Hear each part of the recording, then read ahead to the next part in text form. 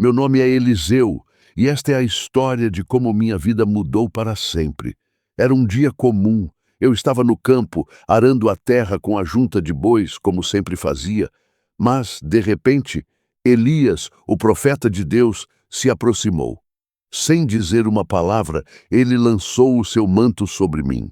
Naquele momento, entendi que não era apenas um gesto, era um chamado divino.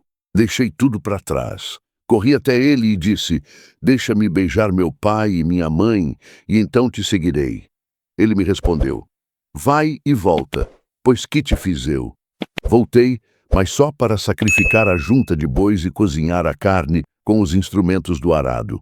Ofereci tudo ao povo e depois segui Elias. Os anos ao lado dele foram intensos. Eu aprendi o que significava viver pela fé, confiar em Deus e testemunhar milagres que desafiavam a lógica. Elias era um homem fervoroso, corajoso, com uma fé inabalável. E eu queria ter uma fé como a dele. Um dos momentos mais marcantes foi no Monte Carmelo. Vi Elias enfrentar os profetas de Baal com uma confiança incrível. Ele zombou deles enquanto clamavam inutilmente por seu Deus.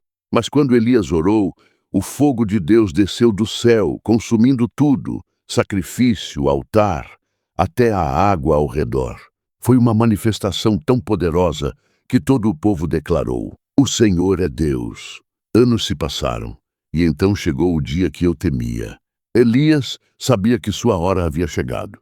Ele me pediu para ficar enquanto ia a Betel, mas eu disse: "Vive o Senhor, e vive a tua alma, que não te deixarei."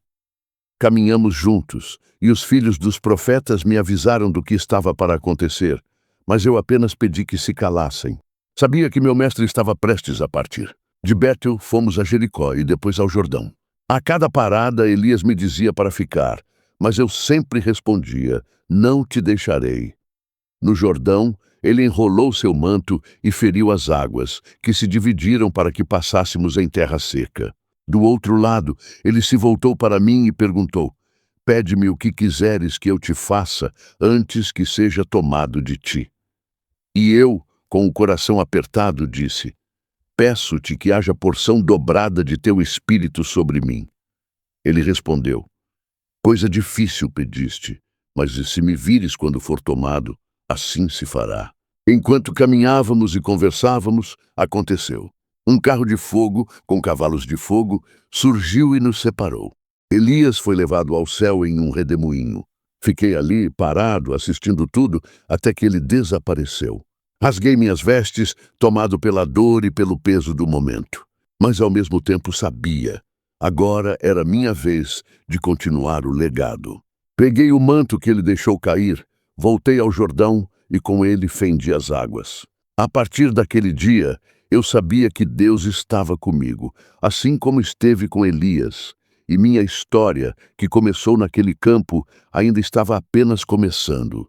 Depois que atravessei o Jordão com o manto de Elias, soube que Deus havia me chamado para algo maior. Os filhos dos profetas que estavam do outro lado do rio viram o que aconteceu e disseram: "O espírito de Elias repousa sobre Eliseu." Foi um momento de confirmação, mas também de responsabilidade. Agora eu era o profeta de Deus para Israel. Logo em seguida, enfrentei meu primeiro teste.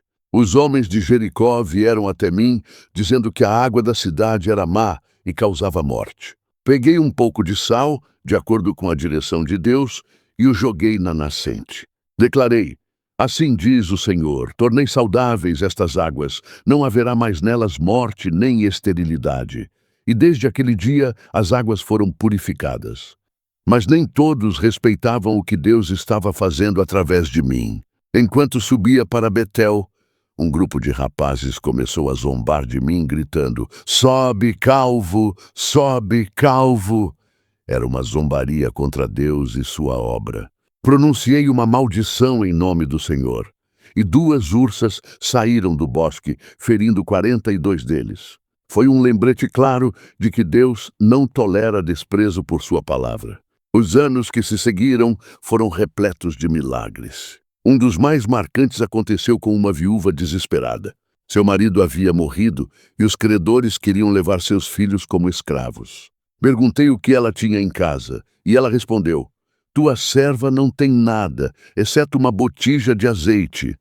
Disse-lhe para pegar vasilhas emprestadas, fechar a porta e começar a derramar o azeite. E não parava de fluir até que todas as vasilhas estavam cheias. Com o azeite, ela pagou suas dívidas e ainda ficou com o suficiente para viver. Outro momento inesquecível foi quando conheci uma mulher sunamita. Ela e o marido sempre me hospedavam quando eu passava por sua casa, até que decidiram construir um quarto para mim. Em retribuição, profetizei que ela teria um filho, apesar de ser estéril.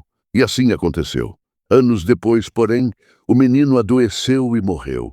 A mãe veio até mim em desespero. Fui até a casa dela e orei ao Senhor. Deitei-me sobre o menino e ele voltou à vida. Foi um testemunho poderoso de que Deus é o Senhor da vida. Os milagres continuaram. Purifiquei uma panela de comida envenenada. Multipliquei pães para alimentar 100 homens.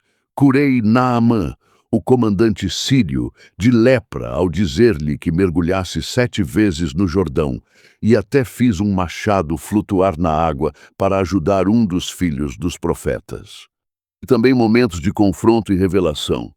Quando o exército sírio veio capturar-me, o servo que estava comigo ficou apavorado. Mas eu disse: "Não temas, porque mais são os que estão conosco do que os que estão com eles." Então orei para que Deus abrisse os olhos dele, e ele viu. O monte estava cheio de cavalos e carros de fogo ao redor de nós. Deus cegou os inimigos, e em vez de vingança, guiei-os até Samaria, onde receberam comida e foram enviados em paz. Minha vida foi marcada por milagres e intervenções divinas. Mas mais importante do que os feitos extraordinários era a mensagem que eu carregava. Deus é fiel, poderoso e digno de toda confiança. Até o fim dos meus dias, servi ao Senhor com tudo o que tinha, continuando o legado de Elias. Mesmo depois da minha morte, Deus continuou a mostrar seu poder. Meus ossos foram colocados em um túmulo, e um dia, quando um homem foi jogado no mesmo túmulo, ele tocou nos meus ossos e reviveu. Esse foi o último testemunho de que o poder de Deus estava comigo, do início ao fim. Essa é a minha história. Não sobre o que fiz, mas sobre o que Deus fez. Um Deus que escolhe pessoas comuns para realizar coisas extraordinárias.